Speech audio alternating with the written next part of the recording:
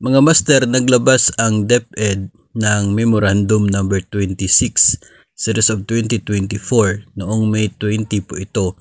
Napaaga yata ang release ng PVP ratio ngayong school year na ito.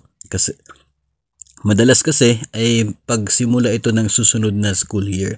So ito po mga master para sa school year 2023 to 2024, a total of 76 total number of vacation days. Ito po yung long vacation and Christmas vacation para sa mga teachers. So ibig sabihin yan 76 calendar days yung maiipon na maximum number of days na proportional vacation pay ng mga public school teachers. So sa 76 na yan, 18 days yung Christmas vacation from December 16 to January 2 at 58 days naman from June 1 to July 28. Dahil tapos na ito pong Christmas vacation, school break na po tayo from June 1 to July 28. Kaya itong 58 days, ito na po yung magiging ma-earn na service credits ng mga public school teachers mula po sa service po nila. So all in all, yung nagiging factor po PVP ratio ay ito pong 0.224. Ibig sabihin sa isang araw na paglilingkod mo for this school year, makakaipon ng nasa 0.224 days na PVP na makukuha ang mga teachers.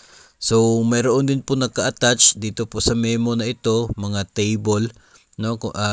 Nandoon po kung ilang mga araw yung leave without pay ni teacher, ilan lamang yung ma-earn na PVP, at nandoon din po sa isang table yung para naman po sa mga length of service, no, na para po sa mga baguhan, no, bagong pumasok sa DepEd. Kung kailan po sila na-hire, meron pong corresponding number of PVP days na makukuha nila base po sa kanilang service. So maganda po itong memorandum ngayon kasi with the addition of these tables, madali na lamang po makikita, no, kung ilang PVP days ang ma-earn mo.